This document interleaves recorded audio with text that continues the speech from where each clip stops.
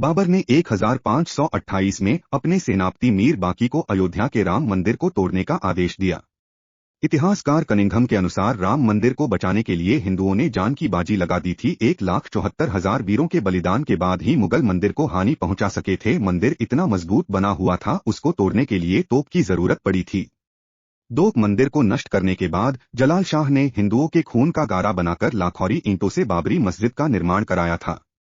3. जब मंदिर तोड़ा जा रहा था तब जन्मभूमि मंदिर पर सिद्ध महात्मा श्यामनंद जी महाराज का अधिकार था। उस समय भीटी के राजा मेहताब सिंह बद्रीनारायण ने मंदिर को बचाने के लिए बाबर की सेना से युद्ध लड़ा। कई दिनों तक युद्ध चला और अंत में हजारों वीर सैनिक शहीद हो गए। 4. उस समय अयोध्या से 6 मील की दूरी पर सनेथू नाम के एक गांव के पंडित देवीदीन पांडे ने वहां के आसपास के गांवों सराय सिसिंडा आदि के सूर्यवंशीय क्षत्रियों को एकत्रित किया और फिर से युद्ध हुआ। देवीदीन पांडे सहित हजारों हिंदू शहीद हो गए और बाबर की सेना जीत गई। 5. पांडे जी की मृत्यु के 15 दिन बाद हंसवर के महाराज रणविजय सिंह ने सिर्फ हजारों सैनिकों के साथ मीरबाकी की विशाल और शस्त्रों से सुसज्जित सेना से रामलला को मुक्त कराने के लिए आक्रमण किया, लेकिन महाराज सहित जन्मभूमि के रक्षार्थ सभी वीरगति को प्राप्त हो गए।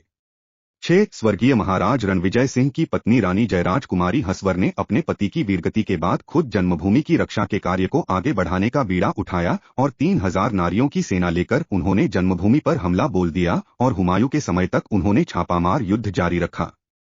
7. स्वामी महेश्वरानंद जी ने सन्यासियों की सेना बनाई। रानी जयराज कुमारी हंसवर के नेतृत्व में यह युद्ध चलता रहा, लेकिन हुमायूं की शाही सेना से इस युद्ध में स्वामी महेश्वरानंद और रानी जयराज कुमारी लड़ते हुए अपनी बची हुई सेना के साथ शहीद हो गई और जन्मभूमि पर पुनः मुगलों का अधिकार हो गया।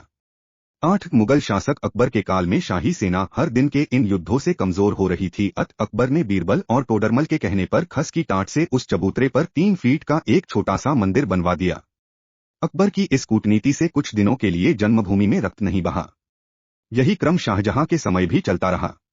9. फिर औरंगजेब के काल में भयंकर दमनचक्र चलाकर उत्तर भारत से हिंदुओं के संपूर्ण सफाये का संकल्प लिया गया। उसने लगभग 10 बार अयोध्या में मंदिरों को तोड़ने का अभियान चलाकर यहाँ के सभी प्रमुख मंदिरों और उनकी मूर्तियों को तोड़ डाला। औरंगजेब के समय में समर्थ गुरु श्री रामदास जी महाराज के शिष्य श्री वैष्णवदास जी ने जन्मभूमि को मुक्त कराने के लिए 30 बार आक्रमण किए। 10. नवाब वाजिद अली शाह के समय में पुनः हिंदुओं ने जन्मभूमि के उद्धारार्थ आक्रमण किया गया।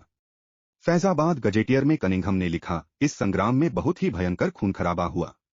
2 दिन और रात होने वाले इस भयंकर युद्ध में सैकड़ों हिंदुओं के मारे जाने के बावजूद हिंदुओं ने श्रीराम जन्मभूमि पर कब्जा कर लिया। इतिहासकार कनिंघम लिखता है कि ये अयोध्या का सबसे बड़ा हिंदू मुस्लिम बलवा था।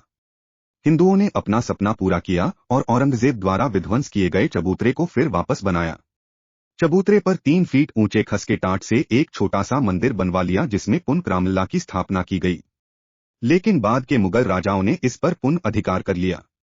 11. 1853 में हिंदुओं का आरोप था कि भगवान राम के मंदिर को तोड़कर मस्जिद का निर्माण हुआ।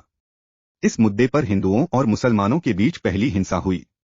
12. इसके बाद सन 1857 की क्रांति में बहादुर शाह जफर के समय में बाबा रामचरण दास ने एक मौलवी आमिर अली के साथ जन्मभूमि के उद्धार का प्रयास किया।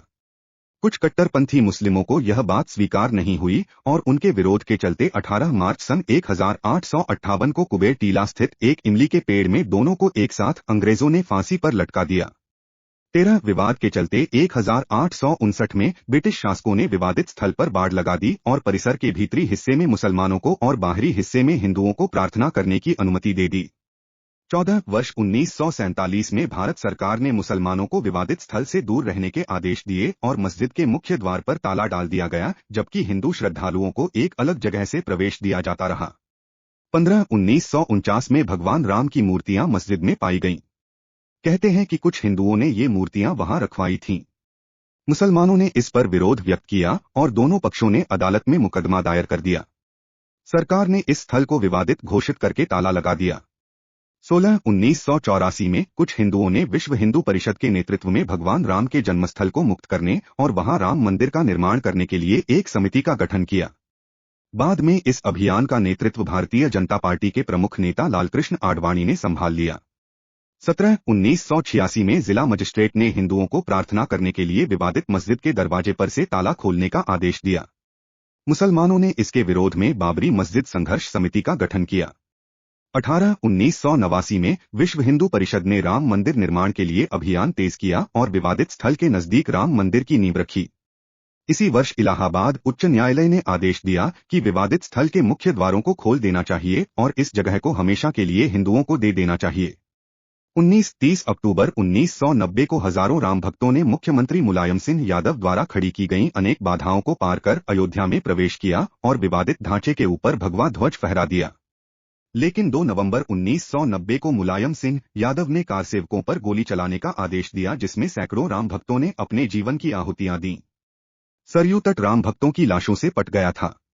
इस हत्याकांड के बाद अप्रैल 1991 को उत्तर प्रदेश के तत्कालीन मुख्यमंत्री मुलायम सिंह यादव को इस्तीफा देना पड़ा। इसके बाद लाखों राम भक्त 6 दिसंबर को कारसेवा हेतु अयोध्या पहुंचे। 6 दिसंबर 1992 को बाबरी ढांचा ढहा दिया गया, जिसके परिणामस्वरूप देश भर में दंगे हुए। इसी मसले पर विश्व हिंदू परिषद के नेता अशोक सिंघल, भाजपा नेता आडवाणी, यूपी के पूर्व मुख्यमंत्री कल्याण सिंह, मुरली मनोहर जोशी और मध्य प्रदेश की पूर्व सीएम उमा भारती सहित 13 नेताओं के खिलाफ आपराधिक साजिश का मुकदमा चलाने की मांग की गई थी। 6 दिसंबर 1992 को जब विवादित ढांचा गिराया गया, उस समय राज्य में कल्याण सिंह की सरकार थी। उस दिन सुबह करीब 10:30 बजे हजारों लाखों की संख्या में कारसेवक पहुंचने लगे। दोपहर में 12 बजे के करीब कारसेवकों का एक बड़ा जत्था मस्जिद की दीवार पर चढ़ने लगता है। लाखों की भीड़ को संभालना सभी के लिए मुश्किल हो गया।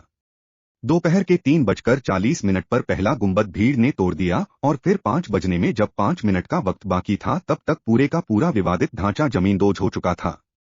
भीड़ ने उसी जगह पूजा अर्चना की और रामशिला की स्थापना कर दी। पुलिस के आला अधिकारी मामले की गंभीरता को समझ रहे थे। गुंबद के आसपास मौजूद कारसेवकों को रोकने की हिम्मत किसी में नहीं थी। मुख्यमंत्री कल्याण सिंह का साफ आदेश था कि कारसेवकों पर गोली नहीं चलेगी।